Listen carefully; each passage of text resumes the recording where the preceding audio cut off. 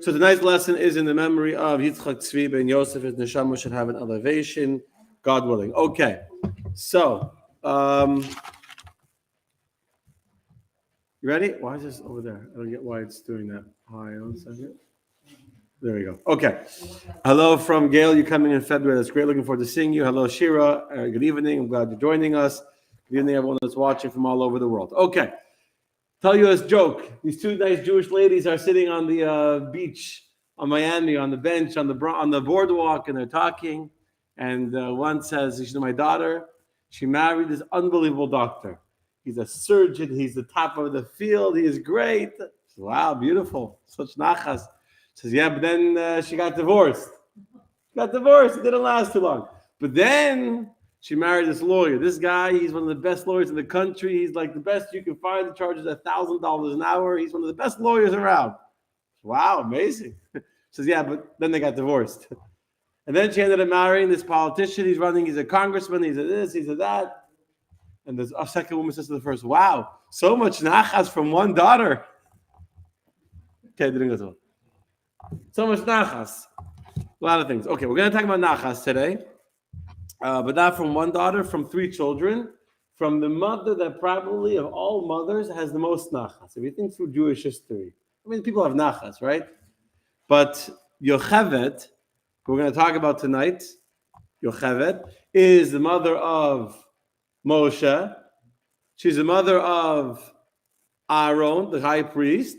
And she's the mother of Miriam, who's an amazing woman, a prophetess, a heroine. We had an amazing class in her last year when we went through this series.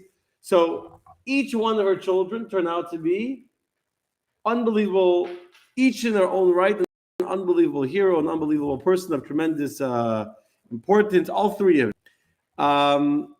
And if you think about it, which mother could say that their children turned out better than Yocheved? None, right? She had the ultimate nachas. Each one of her children more successful than the next one.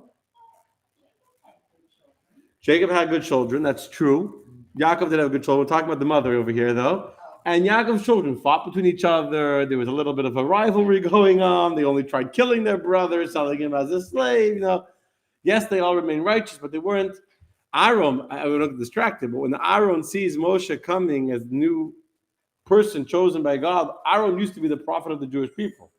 I'm going off subject. When God says to Moshe, Aaron will be happy for you, and Aaron, the older brother, sees his younger brother and he's happy for him, etc. So what we have to discover tonight is Yocheved is not. We don't know that much about her. I mean, I do. We're going to learn a lot tonight, but she's not so well known. You know anything about Yocheved, about the mother of Moshe? We know she's the mother of Moshe.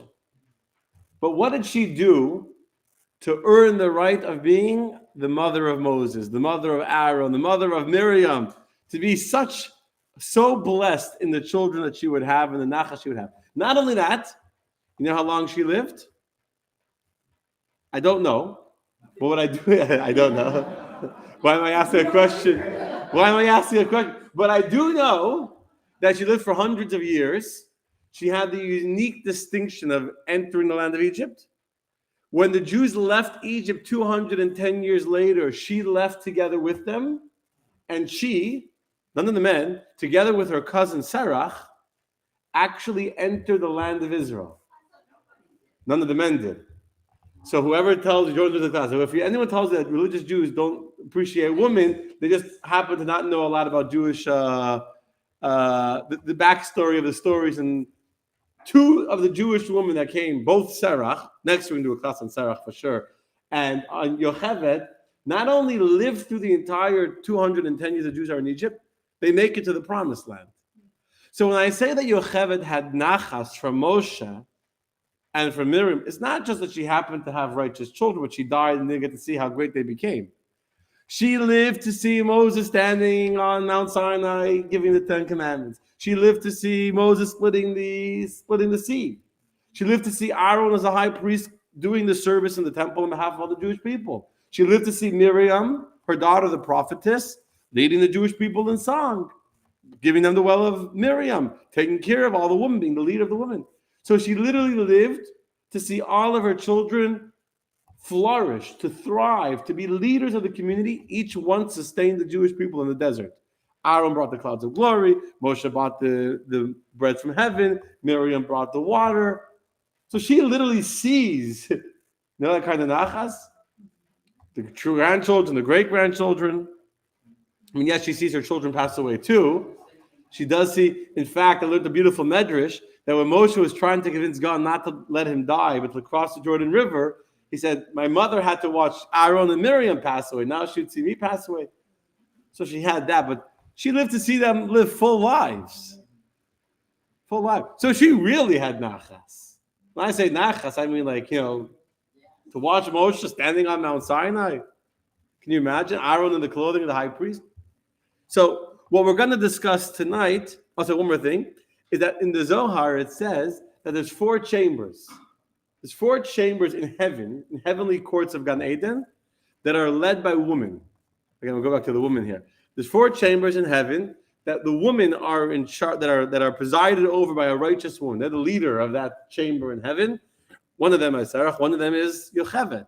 And she leads the people in singing the praises of Hashem every single day. And the angels come to hear her singing the Aziyasha. They come to listen to her sing. So what we're going to discuss tonight is 2 things. Number 1, what was her merit? What did Yocheved do to deserve to become such a blessed woman? I don't know the use of, thank you very much, Roseanne. Not lucky mother. She wasn't lucky. I mean, she was lucky. God has to give you mazel. My parents always say you need mazel for children. But she merited to see such beautiful children. And then secondly, not only will we discuss her merit, but of course we're going to discuss the me. How does her life story, how does the life story of Miriam being the life story of Yocheved, having such righteous children, how can that inform our behavior as parents in trying to educate our children as well? Got it? Okay. So, like every life story, we got to start at the beginning. The beginning, very good. So what's the beginning of the life story of Yocheved? Her birth. Where was she born? Not so simple where she was born. Her life starts off interesting from the very first moment. So in the book of Numbers, in the book of Bamidbar, she is counted amongst the list of people that entered the land of Egypt from Israel. But in last week's parasha, when we read the list of people that actually traveled with Jacob from Israel to Egypt, her name is not there. Her name is not there. And if you look at the list, there's a name missing. So the classic explanation, Rashi tells us that Yocheved was born in between the walls. That's the language of Rashi. She was born between the walls. Meaning, she was born on the journey, not just on the journey, she was born after the Jews had left after they left Israel, before they entered Egypt. So as they're going through customs, I guess like an Ellis Island, so to say. She was born on the Ellis Island of Egypt. I don't know, they have an Ellis Island or, whatever, in the airport, I don't know, So she's listed, she's counted amongst the 70. She's counted amongst the 70, but her name is not mentioned because she hadn't been born yet. Oh, she was in the mother's womb. That's right.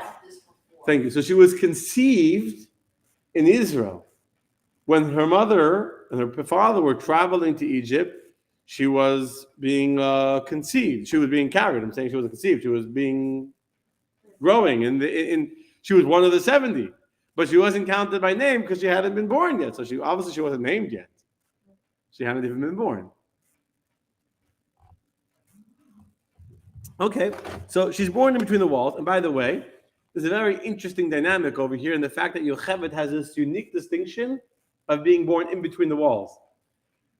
You know we say in Yiddish, nishtahin, nishtaher, not here, not there. Usually we say that as a negative.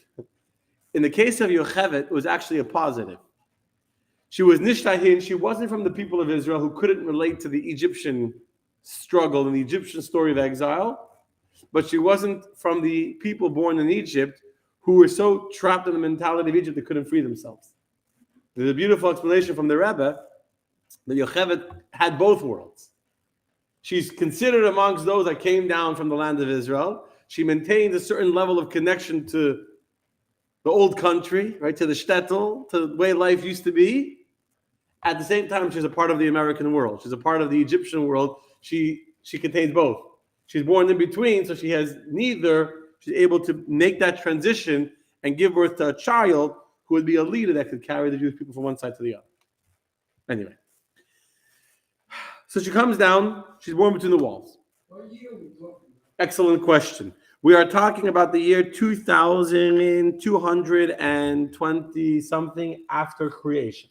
So we're going back about 500 years ago. Now we're in the year of 57, so 22, sorry, exactly 3,500 years ago. Okay? 3,500 years ago, they're coming down to Egypt. She's born. They gave her the... Yeah, of course. Israel wasn't called Israel, it was called Canaan, but Egypt was called Egypt. Egypt was called Egypt. The King Pharaoh and all. Pyramids, the whole 9 yards. Okay. So, someone needs to fix the gain on my mic. What's wrong with my mic? Whatever. So, I just lost my train of thought. Okay. So, she was given the name Yocheved. What does Yocheved mean? Anyone know? Yocheved, no, doesn't mean in between. Yocheved, that would be a good guess, though. That would be a good guess. Yocheved means glory of God. The word Yod Vav is sometimes used as an expression of God. So the Yud K, you find like Yonatan or Yochanan. It's a reference to Hashem's name. And Chavod is honor, glory. So Chavod is the honor, Yocheved is the honor of God, the glory of God. And in fact, the Medrash tells us that she was called the glory of God because her shining countenance was similar to that of the glory of God himself. That's what it says. Now, so that's her name. And he says, no, the name Yocheved is the glory of God, and she carried it, she exuded the glory of God on her facial features. She's born in Egypt. First 17 years of her life, she lives together with her father, who was Levi. She's the daughter of Levi. We'll get to that soon. And her grandfather, who is Jacob. She is 17 years old when her grandfather Jacob passes away. Okay? You know how old she is when her father passes away? Yaakov. Yaakov dies 17 years after the Jewish people come to Egypt. She was born when they entered Egypt. So 17 years later is when her grandfather passes away. So she grew up her childhood, her teenage years, with her grandfather teaching her. Her father, Levi, was the last of the 12 tribes to pass away. He was the oldest of all of the brothers who passed, the last one. She was 93 or 94 years old at that time. She was 93 when her father passed. Pretty good. I go into the funeral. I mean, she lived a long time, but she was 93 when her father passed away. And then some 30 years after that is when, so after Levi passed away is when the slavery begins, where the Jewish people begin a servitude for the people of Egypt. And there's a whole, I'm not going to get into it tonight. We discussed it this morning. There's a journey of her life story. Wait, so they became slaves when she was 93, and was she there 210 years or 210 plus 90? No, 210 years total. The Jewish people were in Egypt. Oh. The slavery only was the second phase. The first number of years, there was no slavery, and then after 30 years is when basically Pharaoh sees that even though the Jews are working as manual labor, servitude, slavery, building pyramids and building storage houses for Egypt, the Jewish morale is still strong. And Pharaoh realizes that if I'm going to just make a decree to make the Jews slaves, but I'm going to allow them to keep having lots and lots and lots of babies, and they were having lots and lots and lots of babies. You know how many babies they were having? That's right. 6 at a time. Sextuplets. Yeah, six sextuplets it's called. Sextuplets. I think that's what it's, yeah, sextuplets. At a time. You think I have 8 kids? It's a lot. I'm saying 8 kids is one mazel tov. 6 kids were born. Yeah. So that's how the Jews went from a nation of 70 people coming down to Egypt to a few million when they left. There were 600,000 men after slavery and everything to the age of 20 and 60. Yeah. Were they No. Joseph was the first of the brothers to die, and Levi was the last of the brothers to die. Okay, so after 30 years is when Pharaoh says it's time to start killing the babies. Okay, this is 30 years into the slavery. So Yocheved is Yocheved at this time has a baby girl called Miriam. Okay, it gets worse and gets worse. She is now Yocheved is the midwife of the Jewish people. We'll get there in a second. Pharaoh says, I first tries killing them, and how does he want to kill? Different decrees, whatever. Eventually comes to the point where he says, I want to kill the Jewish babies. So what does he do? So let's go look in our text. We're going to start over here, text number 1, from, oopsies, clicked the wrong thing, from the beginning of this week's Torah reading, chapter 1 of the book of Shemos, of Exodus. And here we have verse 15. Now the king of Egypt spoke to the Hebrew midwives, one who was named Shifra, and the second who was named Puah. Nice name, Shifra and Puah. Who is Shifra? Rashi tells us Shifra, the midwife, is Yocheved. She was called Shifra because she beautified the newborn infant. She was Mishaferes. The newborn infant, she was, when the baby would be born, and come out, they form the baby. They would clean the baby and swaddle the baby, because I don't know if you actually form a baby when they're born. They're kind of formed already. But I guess smooth them, I don't know. So she would smooth the baby out when the baby came out, or she would swaddle it according to another interpretation, and that's why she was called Shifra. Let me stop for a second. Who is Puah? I didn't quote the Rashi. I didn't put it here. Rashi. So the Gemara, the Talmud actually has a debate who is Puah. Rav and Shmuel argue. They both agree that Shifra is Yocheved, our hero of the story. Puah, according to Rav, which is what Rashi quotes, was the 5-year-old, 6-year-old daughter of Yocheved called Miriam. According to the other opinion in the Talmud, according to Shmuel, actually, it was Elisheva. You know what Elisheva is? Elisheva is going to be the sister of Moshe's sister-in-law, the wife of Aaron. That's who Elisheva is. Anyway, so there's two different opinions. So you have over here Shifra and Puah. These are the two midwives of the Jewish people who are called by Pharaoh to come to meeting. They come to the palace, and what does Pharaoh say to them? He says, verse 16, when you deliver the Hebrew woman, and you see on the birth stool, if it is a son, you shall put him to death. But if it is a daughter, she may live. After delivering the child, whoops, it's a boy, squish his head, suffocate him, whatever, and tell the mother, sorry, it was a stillborn, the baby didn't make it out, my condolences. That's what Pharaoh wants the two midwives, Shifra and Puah, to do. Okay? Why does he let the girls live? That's another question for another time.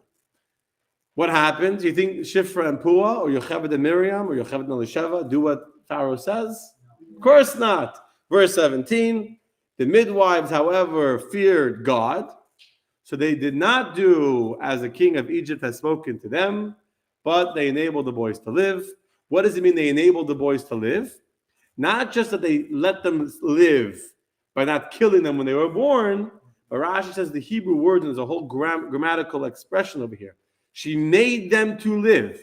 She provided, Yocheved and Miriam provided water and food for them if it was necessary to supply the infants with food.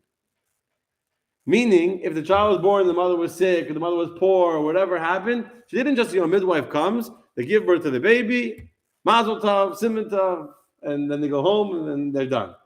She took a personal responsibility for these two, for whatever child she gave birth to, in order to make sure they would grow healthy, happy, everything would be good with these children.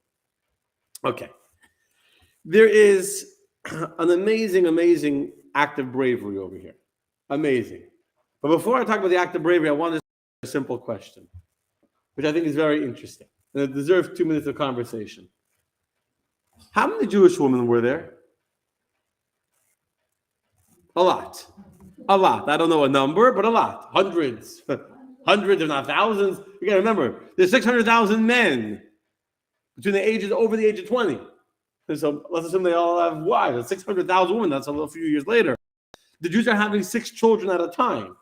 So we're talking about hundreds of thousands of Jewish kids already. Could 2 midwives handle hundreds of thousands of kids? Hard to imagine that, right? Hard to imagine that. And yet, it seems pretty clear from the text that we just read that who are the midwives? Two midwives. Shifra and Puah are the midwives. So if there's just a few Jews, okay, they have the Jewish midwife. But there's a whole nation we're talking about. So how are the two midwives for a whole nation? So the classic answer, given by the Ibn Ezra and other commentaries, is that indeed there were many, many midwives, but Shifra, Yocheved, she was the head midwife. She was in charge of the entire midwife department of, Mount Sinai Hospital, Mount Pyramid Hospital. She was one in charge. So when Pharaoh wants to get something done, he doesn't have a meeting with all the midwives. He calls in the head of the hospital, right? Calls in the chief midwife, chief of staff, says, here's what I want all the midwives to do. You're in charge, make it happen. So that's the classic answer. There were 500, actually says that in one of the commentaries, there was 500 midwives. Under Yocheved, she was the head midwife of 500 other midwives. That's pretty simple and pretty good answer. The problem is, that's not what Rashi said. Rashi seems to make it pretty clear that Yocheved and Miriam, Shifra and Puah, they are the midwives for all the Jewish people. Plus, the math doesn't work out. 600,000 times 6 is 3,600,000 babies. 3,600,000 babies. Right. That's a lot of babies. That's a lot of You should go into business selling baby clothing. So yes, there were millions of people that left Egypt, by the way. When we say 600,000, that's men over the ages of 20. So how many children were there under? Many.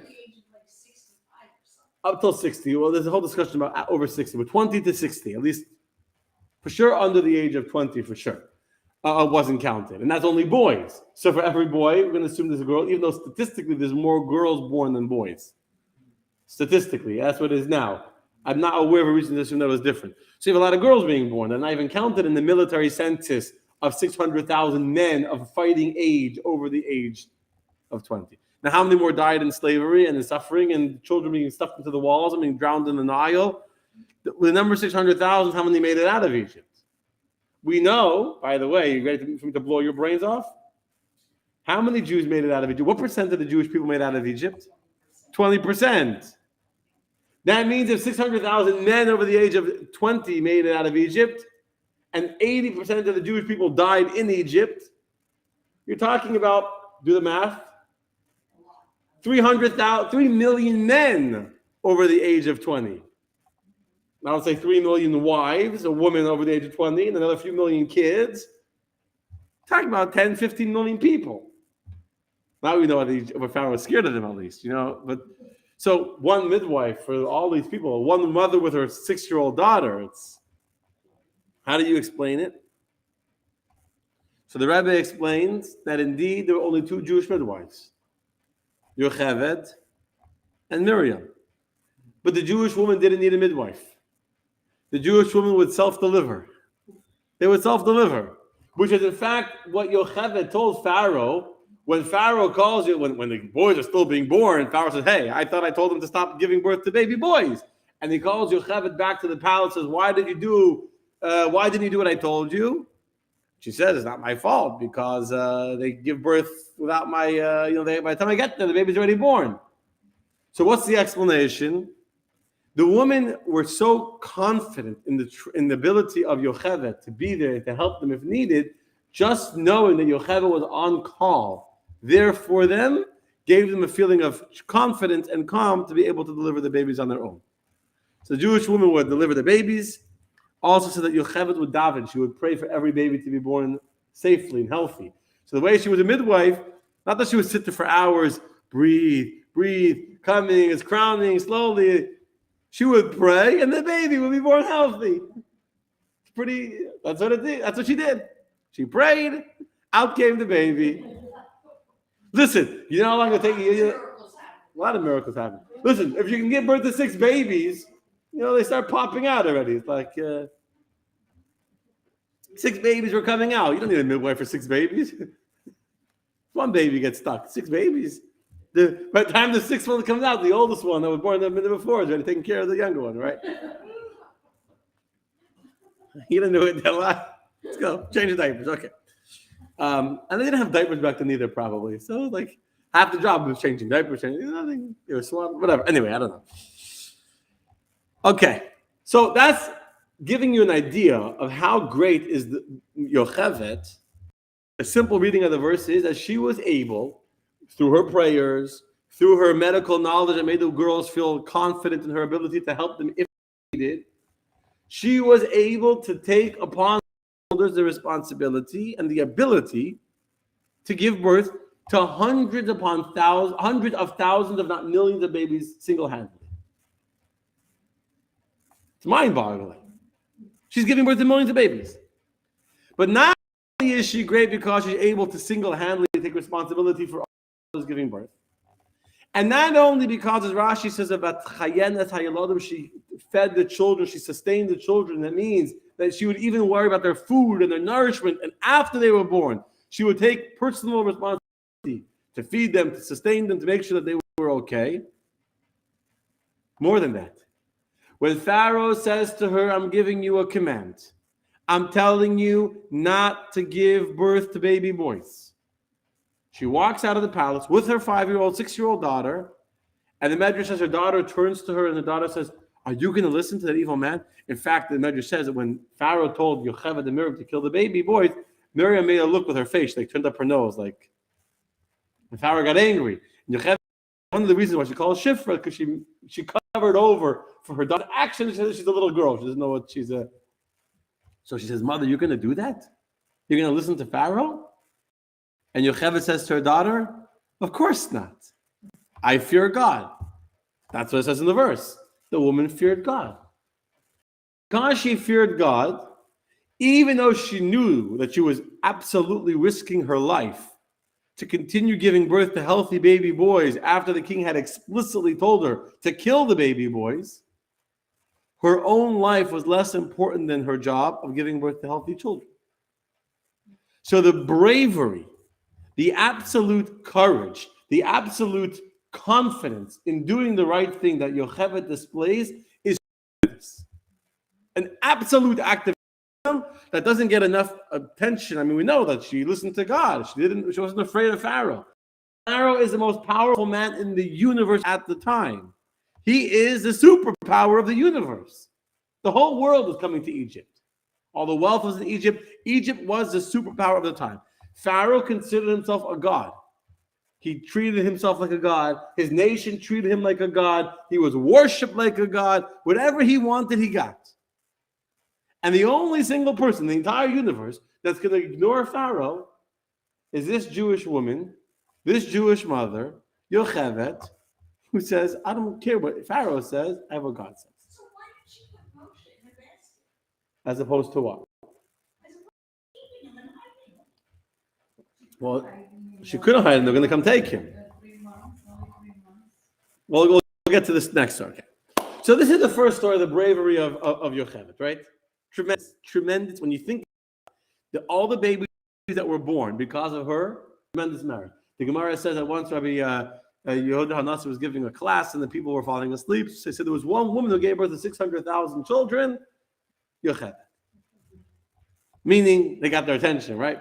The point is Yocheved single-handedly, I mean, her daughter was helping her, but her daughter was 6 years old. Not to diminish the credit of Miriam, but Miriam was her assistant.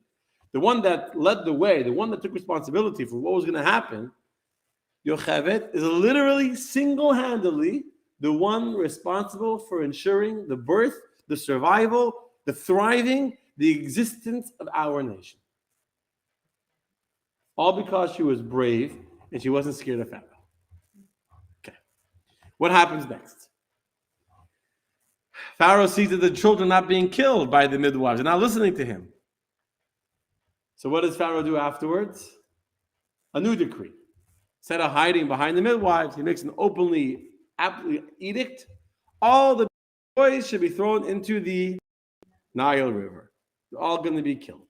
And the Egyptian taskmasters, the officers, are going around house to house. And any boy that's found, they would throw him in the Nile. By the way, you couldn't hide your child from these Egyptians. You know what they would do? They would come into a house, but they would try and hide a child. The Egyptians wouldn't find the child. They would bring in an Egyptian child, and they would pinch the Egyptian child to make the child cry. And when the Jewish child was hidden in the drawer somewhere, hidden under blankets or hidden in pillows, when he would hear the crying of the Egyptian child, that would make the Jewish child start to cry too, because they were pinching the other baby, making the other baby cry. So they were trying to hide their children. The Egyptians were coming with babies, making the babies cry. They would hear the other baby cry. They would find the baby, and they were throwing the babies and drowning them in the Nile River. Can you imagine the heartbreak, the moral, how demoralizing and how crushing this was for the Jewish people to experience this? Terrible. Terrible. Thank you, Richard. So this is the story. The Jewish people are very crushed. Every child being born is being killed. So at that time, Yocheved, who is married to Amram was the leader of the Jewish people. Amram, by the way, we'll see Amram was her nephew. Amram is the grandson of Levi. Yocheved is the daughter of Levi. So it's she is his aunt. Not going to get into the marriage. One of the reasons why I didn't say Yocheved's name in this parsha because she was married to her nephew, which later, after the Torah will be given, wouldn't be allowed. So the Torah doesn't mention it over here, although it's mentioned later on. But there's other reasons too why Yocheved's name is not mentioned. Maybe I'll go back to it later if we have time. But here's what I want to talk about. So Yocheved divorces Amram. We get divorced. Amram says we should stop having babies because to have a baby when we throw into the Nile, what's the point? It's terrible. What happens? The verse says as follows. Miriam says you should have a baby. Miriam I'll tell you the story when we read the text. Miriam comes to her parents, this young little girl, and we talked about this last year. Miriam comes to her parents and says, you are worse than Pharaoh. Pharaoh only made a decree to kill the boys. And by you not having children, you're killing everybody by default. But no one being born, even the girls. So Yocheved and Amram listen to their daughter. They realize that their daughter is right. So what do? They get remarried. By the way, some very good comments over here on Chabad. I will address all the comments afterwards. So they get remarried. Now let's read the text inside. Okay, I want to show you something amazing in this verse. So this is the opening verse of chapter 2. Second chapter of the book of Shmos. Yelech ish bebeis Levi, a man of the house of Levi went, this is Amram, and married a bas Levi. He married a daughter of Levi. The woman conceived, she bore a son, and when she saw him, the boy, that he was good, she hid him for 3 months. Okay, let's quickly go through this. I'm going to discuss this in detail. She married a daughter of Levi. This is the story we just said. As Rashi tells us that Amram and Yocheved were separated because of the decree until along came Miriam and convinced them to get married a second time. What I want to really focus on, though, is the way the Torah describes the mother of Moshe in this verse. In verse number 1, what words does the Torah use to describe Yocheved? Verse 1, chapter 2, verse 1, a man of the house of Levi went and married. It doesn't say Yocheved. It doesn't say Shifra. It says a bas Levi, a daughter of Levi. Now, simply means she was the daughter of Levi. That is who she was. But do you know how old she was at the time? You read it. Smart young woman, huh? How old was she? She was 130 years old when she gave birth to Moshe. Yeah, I saw that paper almost drop on the floor. 130 years old. Side that I was learning today. So why does Sarah had a baby at 90 years old? The biggest miracle. Yeah, just 90 years old. So Yocheved was 130. Commentaries deal with that question too, but we're not going to have time for it right now because I still have what I want to speak about. Maybe tomorrow morning you can ask me. Rob will be tomorrow. I'll tell him. It's already on your mind. No, but so Yocheved had a baby at 130 years old. Okay? But she's called a bas Levi. She's called the daughter of Levi. Why is she called the daughter of Levi? Because she was transformed to become like a young woman, physically. Her skin became soft. Her skin became like moist and young looking. For she was born when they came to Egypt. And they lived 210 years, whatever, 80 years later, she was 130 years old. Basically, if you do the math, if Moshe is 80 when they leave Egypt, okay, and they did 210 years, and Yocheved was born when they entered the walls, she's 130 when Moshe is born. Okay. My point is, she's called a bas Levi. Why? Why is she a bas Levi? She looked good. There's another reason why she's called the Bas Levi. That's what Rashi tells us. There's another reason given. She gave birth without any pain whatsoever. She gave birth, it says about Yocheved, that she was amongst the righteous individuals who were untainted by the sin of Adam and Eve, and therefore she gave birth like a young girl. It was like easy. You think 130, you'd be a lot of like fetching to get that baby out. She gave birth easily. She had no pain. She had no suffering at all. But notice that it doesn't say her name over here. Her name is not mentioned until the next book, to the next parsha. In the next parsha, we're going to find her name. In this parsha, her name is not mentioned. Why? Next week, if you look at the whole parsha and the whole Torah reading of this week, the name Yocheved is not mentioned. It's not mentioned. In next week's Torah reading, just giving you a little bit of a sneak preview for next week, where the Torah is going to reintroduce us to Moshe. After Moshe is the whole story of the burning bush, right? Moshe goes to Pharaoh. And then, so the Torah says, who is Moshe is going to speak to Pharaoh and tell the Jewish people to go free? So in next week's parasha, the Torah will reintroduce us to the lineage of Moshe, and there, how will we know Yocheved is the mother of Moshe? In next week's parasha, there it will say that Amram married Yocheved, and they had a child called Aaron and Miriam and Moshe. So why does it say it over here? So one answer is because Yocheved is married to her nephew, which later on will be forbidden. So the Torah didn't want to tell you explicitly that Yocheved was the aunt of Amram. So another very interesting answer from Samson Raphael Hirschman here, a very interesting answer. Very interesting. That before the Torah describes how Moshe will be the redeemer of the Jewish people, who will go to Pharaoh and say, let my people go, and he'll do the 10 plagues and take us out of Egypt, the Torah wants to remind us that this Savior of the Jewish people is a regular human being, born from a regular father and a regular mother. Unlike some other religions that claim that their Savior is born from a non-natural union, somehow a virgin gave birth to a baby that just somehow happened. So the Torah says clearly, no, he's a regular human. Moshe was born from a father, born from a mother, but he became special. And everybody adds to that any Jew could become a Moshe Rabbeinu. Moshe wasn't born special. Moshe was born a human being. Anyone could become a human being. Anyway, but I want to give you another perspective. Yocheved did not see herself as Yocheved. Yocheved saw herself as the mother of Levi, as the mother of Moshe, which is why it says "Vatahara Isha Batelabir." The woman conceived and bore a son. It's not about her. If it would say her name, the story of Yocheved having a child. In Yocheved's mind, this was not about Yocheved. This was about the birth of a son. Yocheved on her own wouldn't have had children. She wasn't doing this for herself. She would have had Aaron, she had Miriam, she thought the child would be killed. She was doing this because this was the right thing to do.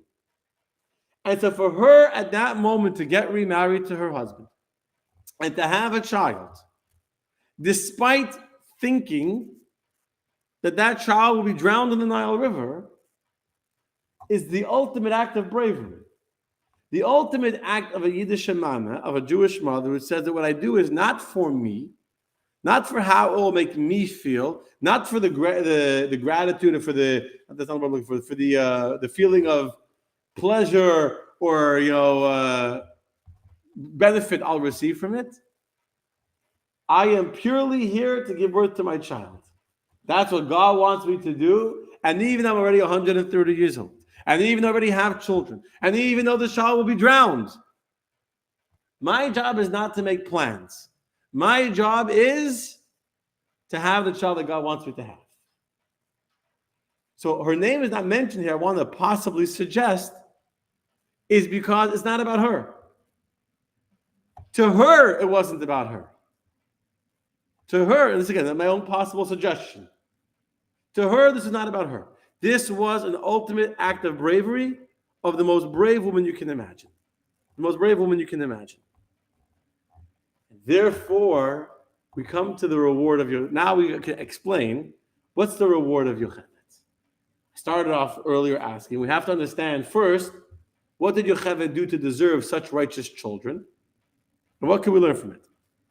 So here you see The bravery of Yocheved is so amazing. Her courage to stand up for God and to not care about herself at all. To be on call 24/7. A midwife is on call 24/7. To be a midwife for hundreds of thousands of women, delivering so many millions of babies. To be there for every single person, to take responsibility. Even if you say all the other midwives were under her. She had tremendous responsibility day and night to the entire Jewish people. To the children that were born, to feed them, to sustain them. She acts as a role model of courage to all the Jewish people, publicly having a child, thinking that the child will be killed. And because of that, she gets the ultimate nachas, that what? One son becomes a lawyer, the other becomes a doctor. Oh, sorry. Moshe becomes a lawyer, he argues with God, and Aaron's a doctor, he heals the Jewish people, he does the incense and he heals the Jewish people. Her gift is not that she becomes famous. We barely hear about Yocheved's name, even though she outlived all of them. She's still alive when the Jews entered the land of Israel. What's her gift?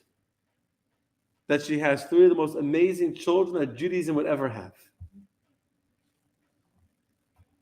Each a prophet, each a leader, each a sustainer of the Jewish people. And therefore, we always say in Judaism that rewards are not like God gives you a paycheck. A paycheck is you go to work, right? And you do whatever you do all day.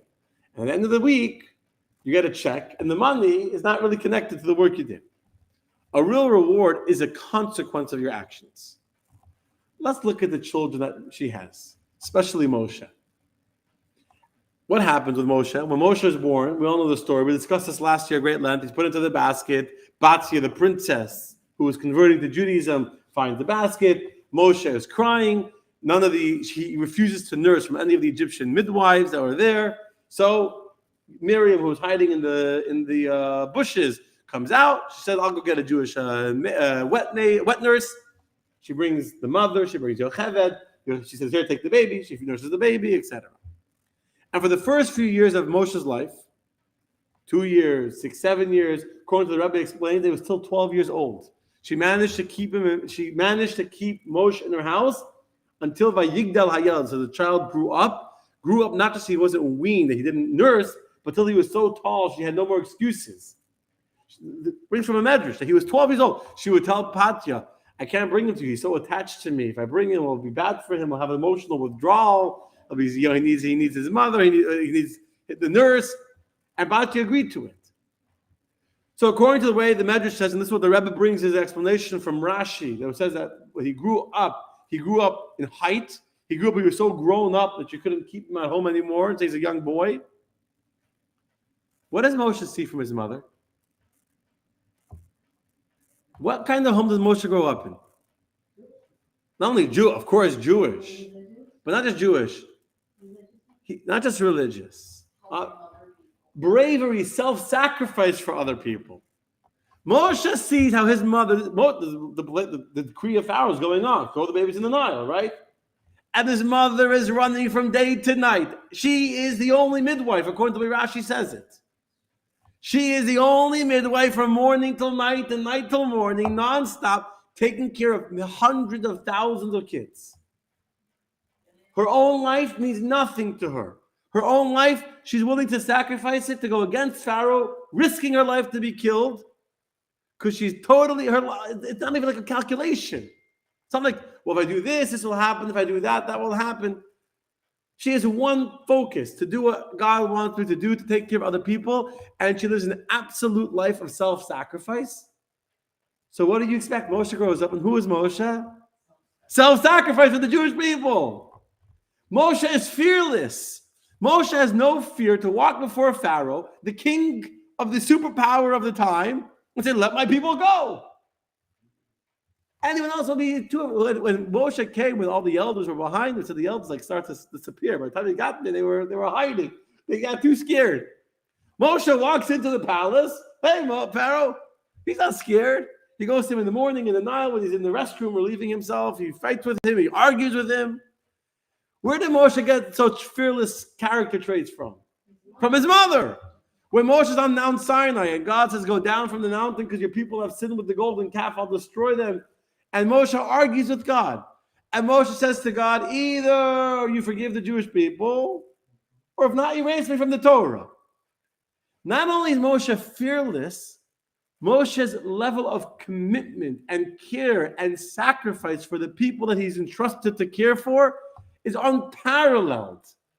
It's unparalleled. There's no other example. I mean, later we have to be so committed to your people that your own life means nothing to you in comparison to the people you need to care of. And the same is with Aaron, and the same is with Miriam. They give everything for the people. Aaron gives his whole life to be a high priest. Moshe, we see it more because he was the leader. He had more responsibility. But Miriam and Aaron also, all three of them are absolutely dedicated to their jobs, to their mission, to their people. So it's not like God said, you're such a nice woman, I'm going to give you good kids. Yocheved was so real. She was so authentic in her care for Jewish people that God gave that her children, as a authenticity of her true dedication, they grew up to be like her. And that was the greatest Nachas. That was the greatest Nachas. You know what this is in the Eishes Chayil? There's a beautiful line in the Eishes Chayil. King Solomon wrote a song called Eishes Chayil, a woman of valor, right? We sing it on Friday night. Eishes Chayil, who can find the woman of valor? And one of the phrases praising the woman of valor in Eishes Chayil, Kamu baneha v'yashruha, which what does that mean? Her children will rise and acclaim her. The children don't say anything. Look at the children will say anything. The children will rise, and they are the praise of the mother. The children are the praise of their mother. What's the praise of the mother? Come up now. When the children stand up, they all praise her. They see, the people recognize this is the greatness of the woman. Yocheved's greatness, she didn't have to say anything. Yocheved didn't have to do anything. She gave birth, she raised children who are the ultimate leaders, fearless, brave, courageous leaders who have absolute sacrifice, absolute commitment, absolute dedication because they learned it from their mother. So what's the secret to Nachas? I can't say the secret. I changed the name of the class. The secret of Nachas. You know why? That's what I was going to write on Friday. But like, you can't write. There's not one secret to Nachas. There's many ingredients to producing healthy, happy, beautiful, stable, dedicated, proud Jewish children. Many ingredients. There's no one ingredient. But if there was one ingredient, I would tell you the one ingredient. Perhaps I would say the single most important ingredient in raising beautiful Jewish kids, in raising loving kids, caring kids, ethical kids, moral kids, is the following two words. In Hebrew, it's called a dugma chaya. You ever heard those words before? Dugma chaya means a living example. Dugma is an example, but a chaya is a living example. A living example. The most important words of raising children is to live what you want your children to be a living example, not to preach them, because children don't do, you tell children, do as I say and not as I do, and children will do as you do and not as you say. I once heard a rabbi speaking. He said, if you come to shul on Saturday to pray, but you're busy talking in the back, and then you tell your kid, pray, daven, you got to pray. You know what your kid will grow up to do? He'll grow up to be like you. He'll grow up to talk and tell his kid to pray. The most effective way, the greatest ingredient for raising children that are good, ethical, loving, caring, kind, dedicated people is to be like Yocheved. Yocheved the reward of her Nachas, the reason why she had the greatest Nachas any mother can have, is not because she said, okay, now I'm going to go to an educational class, I'm going to have a sit down with my children and talk to them about school. Or now I'm going to do some parenting technique of validating their feelings and saying, oh, you're angry? And they're good things. We do them too, whatever. Now I'm going to practice whatever I read in the book. No, she didn't do any of that. Maybe she did. But what she really did is she lived courage. She lived sacrifice. She lived care for another Jew. And because her children grew up seeing that, Moshe grew up as a young boy, and where was his mother? She wasn't home reading books on parenting. She wasn't sitting and playing Scrabble. She was caring for other Jewish kids. And that made Moshe become the great leader he was. That's the secret. People often ask me, like, when did you decide that you want to be a rabbi? I get the question, like, when did you decide you wanted to be a rabbi? I never decided I wanted to be a rabbi. I just grew up in a home where I saw it, I lived it, I experienced it. This was the way my parents lived with joy. There was a happiness, there was an authenticity in the blessing of being a leader of a community. And because they were happy to be there for their community, happy to be there for everyone that they could in every single way. So if you grow up in a home where it's real, where it's authentic, where I know what's going on behind closed doors. You know, my father wasn't only a rabbi at the podium in the synagogue, at night, on the weekend, at home, caring for others. If it's real, if this is authentic, if it's a dugma chai, if it's a true living example of what you want your child to be, not because you're trying to impress them, because you're living who you are, authentically, obviously, with absolute commitment, with absolute dedication, then your child grows up like that. Usually, again, there's other ingredients too, and there's mazel. I don't simplify it that much, but that's, I think, the most important ingredient. Make sense? I'm going to take all the comments on Facebook in 1 second. I want to just say one last story. Although I see someone saying I've been a good living example and had many challenges with my boys, and that's a very good question. And that's why I said it's not the only ingredient. It's not like there is no one ingredient. You need to have mazel from Hashem, that Hashem should give you good kids. And sometimes God gives us challenges that even when we do the right thing, God still challenges us. Just like in other areas, God could decide to challenge you and make you struggle with children. So I don't want to like oversimplify and say that if a person has bad kids, it means they weren't the real example and they're not authentic. I'm not saying that at all. That's why I even struggle to say like the secret. But it happens to be that one of the most effective ways to have a real impact on your children into the future of their lives is to live who you are. Fully.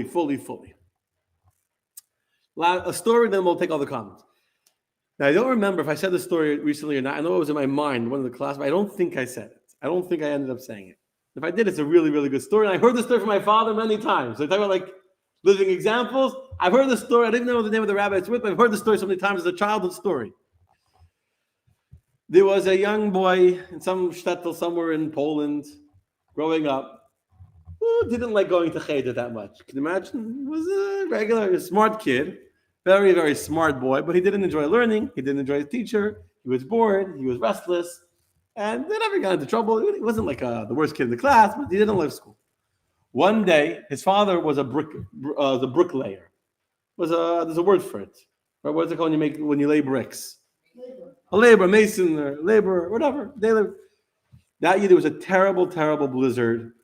And when there was a blizzard, that's it. No material, no goods, nothing. All the roads became impassable. There was no snow trucks. Everything was mud. And for months, the whole winter, basically, everything is shut off. And for the rest of the winter, you don't have any materials coming. In this town, there was no bricks in the town. There was none. There was a shortage, right? Like today, right? Like you can't get stuff. You're a back order for 6 months. There's a back order on bricks. 6 months, no bricks are coming till the spring. So if you're a laborer and all you do is lay bricks and there's no bricks, you have no work. You have no work, no money, right? So the father and the family had no money. So the father couldn't pay the melamed, the teacher in the school, for his son to be in school. So one day the teacher gives the kid the pink notice, the pink slip. Right? Basically, he sent a note home to his father that you owe, I don't know, 2 months, 3 months. If you can't send me the money, your kid can't come back to school till you pay his tuition. Wasn't a Chabad teacher, obviously. So the boy's so happy. So excited. Hooray, I'm kicked out of school.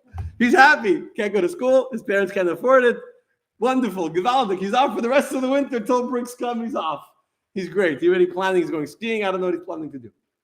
He gives the note to his parents. He's so happy. His father is heartbroken. His boy won't be in school, won't get an education. How could that be? Okay. That night he goes to sleep. And all of a sudden, in the middle of the night, he wakes up. And he hears scraping noises and banging noises and hacking noises and cutting noises. It sounds like the whole house is shaking. What's going on? He runs out of his room.